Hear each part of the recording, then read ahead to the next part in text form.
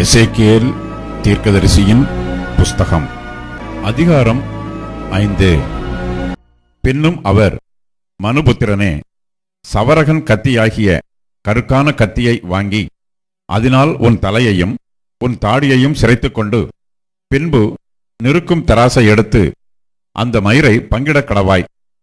1/3 பங்கை எடுத்து முற்றிக்கை போடும் நாட்கள் முடிகிறபோது நகரத்தின் நடுவிலே அக்கினியால் சுட்டெரித்து 1/3 பங்கை எடுத்து அதைச் சுற்றிலும் கத்தியாலே வெட்டி 1/3 பங்கை எடுத்து காற்றிலே தூற்றக் கடவாய். அவைகளின் பின்னாக நான் பட்டயத்தை உருவுவேன். அதில் கொஞ்சம் மாத்திரம் எடுத்து அதை உன் வஸ்திரத்து ஓரங்களில் முடிந்து வைப்பாயாக.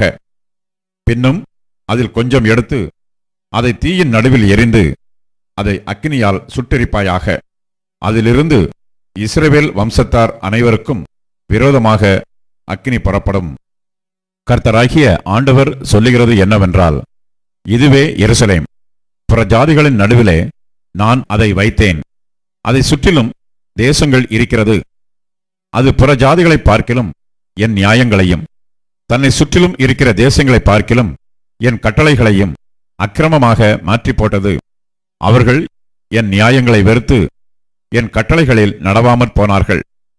ஆகையால் கர்த்தராகிய ஆண்டவர் சொல்லுகிறது என்னவென்றால், உங்களை சுற்றிலும் இருக்கிற புறஜாதிகளை பார்க்கிலும் அதிகரிக்கிறவர்களாகிய நீங்கள் என் கட்டளைகளிலே நடவாமலும் என் நியாயங்களின்படி செய்யாமலும் உங்களை சுற்றிலும் இருக்கிற புறஜாதிகளுடைய நீதி நியாயங்களின்படியாவது நடவாமலும் போனபடியினாலே, இதோ நானே உனக்கு விரோதமாக வந்து புறஜாதிகளுடைய கண்களுக்கு முன்பாக உன் நடுவிலே நீதி செலுத்தி நான் முன்பு செய்யாததும் இனி செய்யாதிருப்பதுமான விதமாய் உனக்கு உன் எல்லா அருவருப்புகளின் நிமித்தமும் செய்வேன்.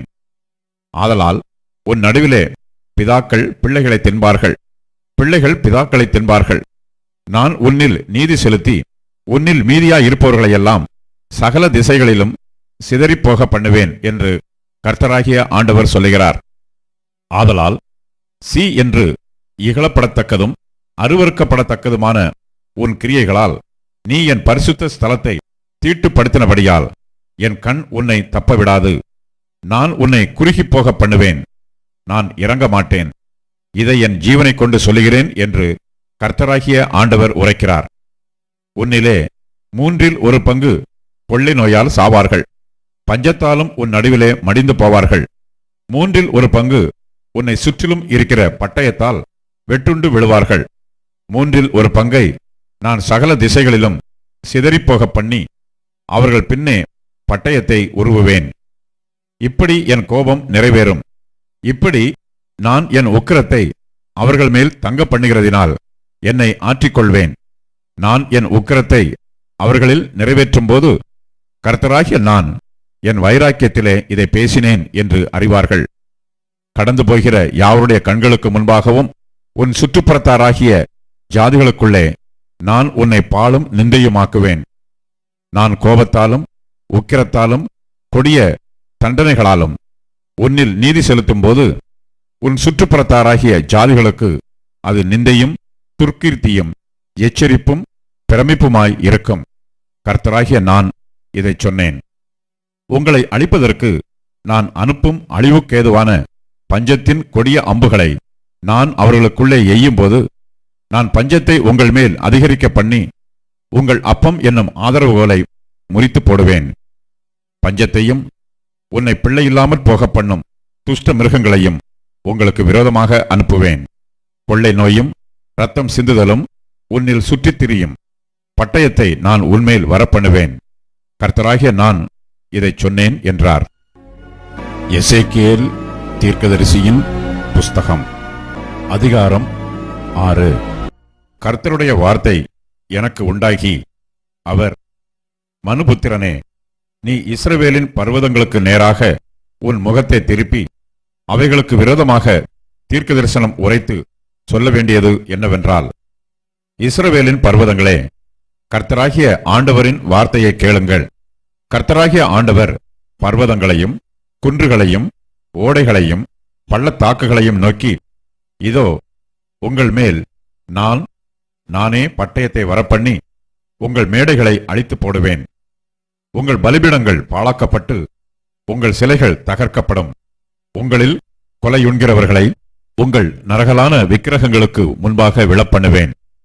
நான் இஸ்ரவேல் புத்திரருடைய பிரேதங்களை அவர்களுடைய நரகலான விக்கிரகங்களின் முன்னே கிடக்க பண்ணி உங்கள் பலிபீடங்களை சுற்றிலும் உங்கள் எலும்புகளை சிதறப் பண்ணுவேன்.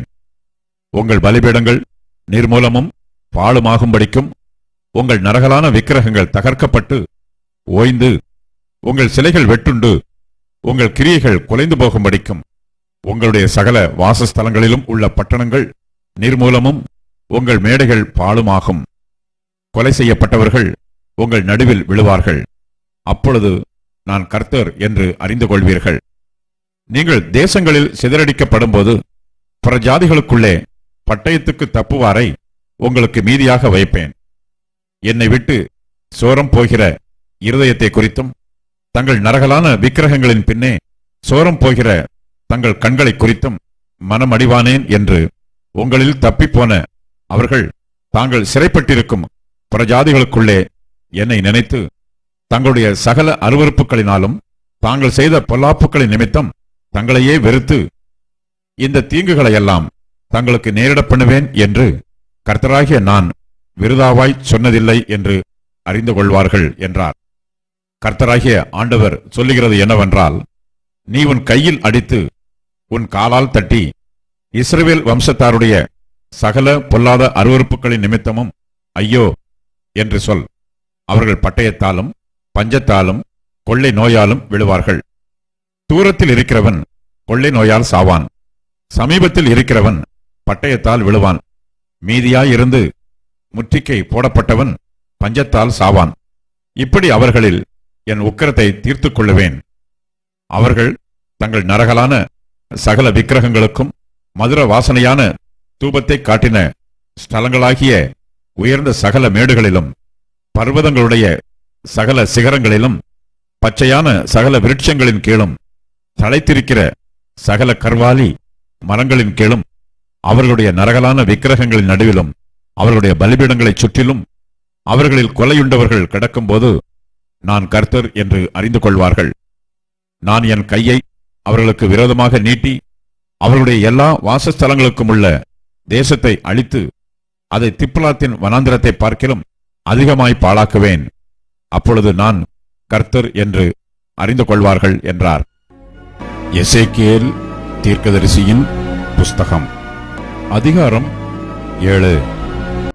பின்னும் கர்த்தருடைய வார்த்தை எனக்கு உண்டாகி அவர், மனுபுத்திரனே, இஸ்ரவேல் தேசத்தை குறித்து கர்த்தராகிய ஆண்டவர் சொல்லுகிறது என்னவென்றால், முடிவு வருகிறது. தேசத்தின் 4 முனைகளின் மேலும் முடிவு வருகிறது. இப்போதே உன்மேல் முடிவு வருகிறது. நான் என் கோபத்தை உன்மேல் வருவித்து உன் வழிகளுக்கு தக்கதாக உன்னை நியாயம் தீர்த்து உன் எல்லா அருவருப்புகளின் பலனையும் உன்மேல் வரப்பண்ணுவேன். என் கண் உன்னை தப்ப விடாது. நான் இறங்காமல் உன் வழிகளுக்கு தக்கதை உன்மேல் வரப்பண்ணுவேன். உன் அருவருப்புகளுக்கு தக்கது உன் நடுவில் வந்திருக்கும். அப்பொழுது நான் கர்த்தர் என்று அறிந்து கொள்வீர்கள். கர்த்தராகிய ஆண்டவர் சொல்லுகிறது என்னவென்றால், தீங்கு வருகிறது, இதோ ஏகமான தீங்கு வருகிறது. முடிவு வருகிறது, முடிவு வருகிறது. அது உன்மேல் நோக்கமாய் இருக்கிறது. இதோ வருகிறது. தேசத்தில் குடியிருக்கிறவனே, அந்நாளின் விடியற்காலம் வருகிறது. காலம் வருகிறது. அமளியின் நாள் சமீபத்திருக்கிறது. மலைகளில் சந்தோஷ சத்தம் இல்லை. இப்பொழுது விரைவில் என் உக்கிரத்தை உன்மேல் ஊற்றி என் கோபத்தை உன்னில் தீர்த்து கொண்டு உன்னை உன் வழிகளுக்கு தக்கதாக நியாயம் தீர்த்து உன் எல்லா அருவருப்புகளின் பலனையும் உன்மேல் வரப்பண்ணுவேன். என் கண் உன்னை தப்பவிடாது. நான் இறங்காமல் உன் வழிகளுக்கு தக்கதை உன்மேல் வரப்பண்ணுவேன். உன் அருவருப்புகளுக்கு தக்கது உன் நடுவில் வந்திருக்கும். அப்பொழுது அடிக்கிறவராகிய நான் கர்த்தர் என்று அறிந்து கொள்வீர்கள். இதோ அந்த நாள், இதோ வருகிறது. அந்நாளின் விடியற்காலம் உதிக்கிறது. மிலாறு பூக்கிறது. அகந்தை செழிக்கிறது. அக்கிரமத்துக்கு மிலாறாக கொடுமை எழும்புகிறது. அவர்களிலும் அவர்களுடைய திரளான கும்பிலும் அவர்களுடைய அமளியிலும் ஒன்றும் மீதியாயிருப்பதில்லை. அவர்கள் நிமித்தம் புலம்பல் உண்டாயிருப்பதுமில்லை. அந்த காலம் வருகிறது, அந்த நாள் கிட்டுகிறது. கொள்ளுகிறவன் சந்தோஷப்படாமலும் விற்கிறவன் துக்கப்படாமலும் இருப்பானாக. அதன் திரளான கும்பின் மேலும் உக்கிரம் இறங்கும். அவர்கள் ஜீவனுள்ளோருக்குள்ளே இன்னும் உயிரோடு இருந்தாலும் விற்றவன் விற்கப்பட்டதற்கு திரும்பி வருவதில்லை. அதன் திரளான கும்பின் மேலும் உண்டான தரிசனம் திரும்பாது. தன் அக்கிரமத்திலே வாழ்கிற எவனும் தன்னை திடப்படுத்த மாட்டான்.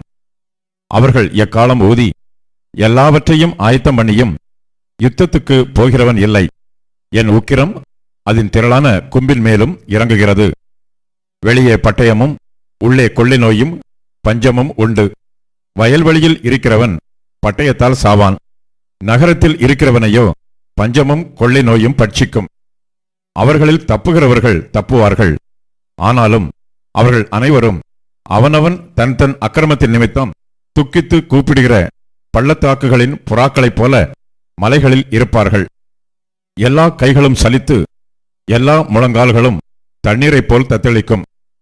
இரட்டை உடுத்திக் கொள்வார்கள். தத்தளிப்பு அவர்களை மூடும். எல்லா முகங்களும் வெட்கப்படும். எல்லா தலைகளும் மொட்டையிடப்படும். தங்கள் வெள்ளியை தெருக்களில் எரிந்து விடுவார்கள். அவர்களுடைய பொன் வேண்டா வெறுப்பாயிருக்கும். கர்த்தருடைய சினத்தின் நாளிலே அவர்கள் வெள்ளியும் அவர்கள் பொன்னும் அவர்களை விடுவிக்க மாட்டாது. அவர்கள் அதனால் தங்கள் ஆத்துமாக்களை திருப்தியாக்குவதும் இல்லை, தங்கள் வயிறுகளை நிரப்புவதும் இல்லை. அவர்கள் அக்கிரமமே அவர்களுக்கு இடரலாயிருந்தது. அவருடைய சிங்காரத்தின் மகிமையை அகிந்தைக்கென்று வைத்து அதிலே அருவருக்கப்பட்டதும் சி என்று இகழப்படத்தக்கதுமான காரியங்களின் விக்கிரகங்களை உண்டு பண்ணினார்கள். ஆகையால் நான் அவைகளை அவர்களுக்கு வேண்டா வெறுப்பாக்கி அதை அந்நியர் கையிலே கொள்ளையாகவும் பூமியில் துஷ்டர்களுக்கு சூறையாகவும் கொடுப்பேன். அவர்கள் அதை பரிசுத்த குலைச்சலாக்குவார்கள். என் முகத்தை அவர்களை விட்டு திருப்புவேன். அதனால் என் அந்தரங்க ஸ்தலத்தை பரிசுத்த குலைச்சலாக்குவார்கள். பரிகாரர் அதற்குள் பிரவேசித்து அதை பரிசுத்த குலைச்சலாக்குவார்கள். ஒரு சங்கிலியை பண்ணிவை. தேசம் நியாயத்தீர்ப்புக்குள்ளான இரத்தப் பழிகளால் நிறைந்திருக்கிறது. நகரம் கொடுமையால் நிறைந்திருக்கிறது. ஆகையால் புறஜாதிகளின் துஷ்டர்களை வரப்படுவேன். அவர்கள் இவர்களுடைய வீடுகளை சுதந்திரித்துக் கொள்வார்கள். பலவான்களின் பெருமையை ஒழிய பண்ணுவேன். அவர்கள் பரிசுத்த ஸ்தலங்கள் பரிசுத்த குலைச்சலாகும். சங்காரம் வருகிறது. அப்பொழுது சமாதானத்தை தேடுவார்கள். ஆனாலும் அது கிடையாது. விக்கினத்தின் மேல் விக்கினம் வரும். துர்ச்செய்தியின் மேல் துர்ச்செய்தி பிறக்கும். அப்பொழுது தீர்க்கதரிசி நடத்திலே தரிசனத்தை தேடுவார்கள்.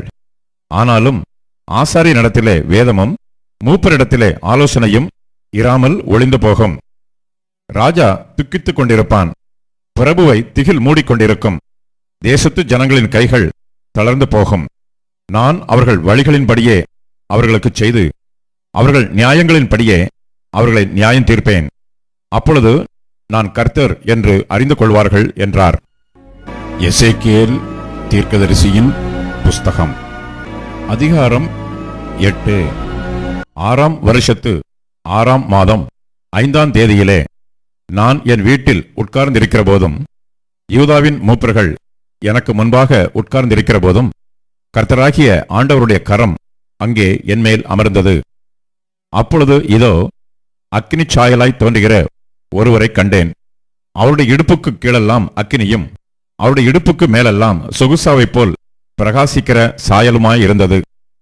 கைபோல் தோன்றினதை அவர் நீட்டி என் தலைமயிரை பிடித்து என்னை தூக்கினார். ஆவியானவர் என்னை பூமிக்கும் வானத்துக்கும் நடுவே கொண்டு போய் தேவ தரிசனத்திலே என்னை எருசலேமில் வடதிசைக்கு எதிரான உள்வாசலின் நடையிலே விட்டார். அங்கே எரிச்சல் உண்டாக்குகிற விக்கிரகத்தின் ஸ்தானம் இருந்தது. இதோ நான் பள்ளத்தாக்கிலே கண்டிருந்த தரிசனத்துக்குச் சரியாக இஸ்ரவேலின் தேவனுடைய மகிமை அங்கே விளங்கினது.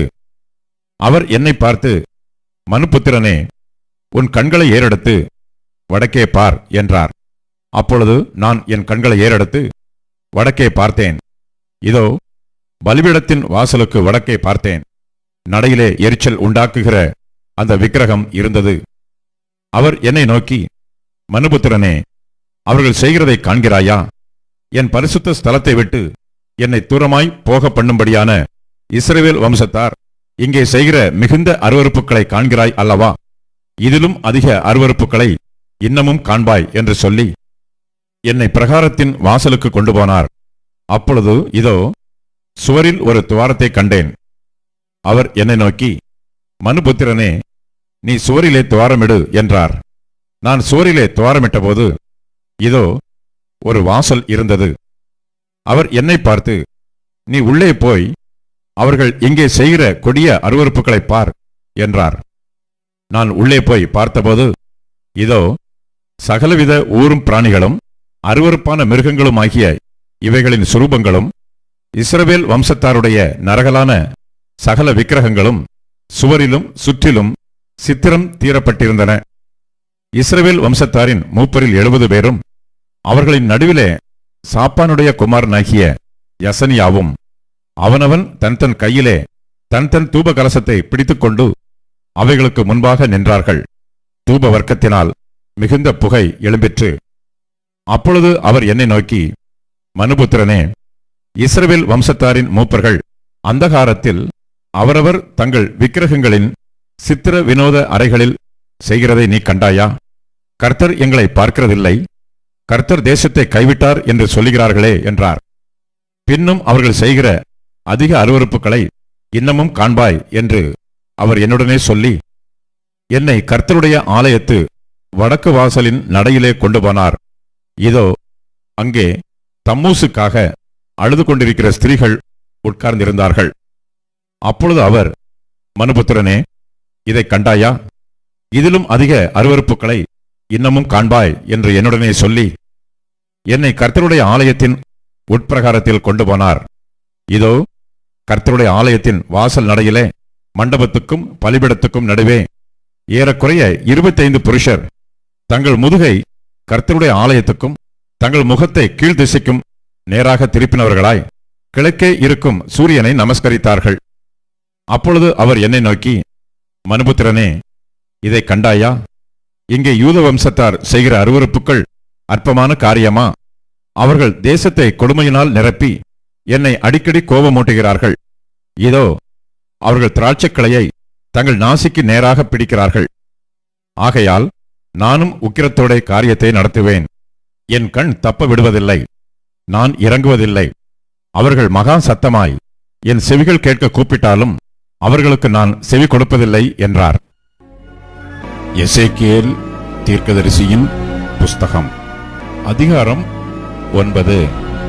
பின்பு அவர் என் காதுகள் கேட்க மகா சத்தமாய், நகரத்தின் விசாரிப்புக்காரர் சங்கரிக்கும் ஆயுதங்களை தங்கள் கைகளில் பிடித்துக்கொண்டு வரக்கடவர்கள் என்று சொன்னார். அப்பொழுது இதோ 6 புருஷர் வெட்டுகிற ஆயுதங்களை தங்கள் கைகளில் பிடித்துக்கொண்டு வடக்கே பார்த்த உயர்ந்த வாசலின் வழியிலிருந்து வந்தார்கள். அவர்களில் சணல் நூல் அங்கி தரித்து தன் அறையில் கணக்கனுடைய மைக்கூட்டை வைத்திருக்கிற ஒருவன் இருந்தான். அவர்கள் உள்ளே பிரவேசித்து வெண்கல பலிபிட தண்டையிலே நின்றார்கள்.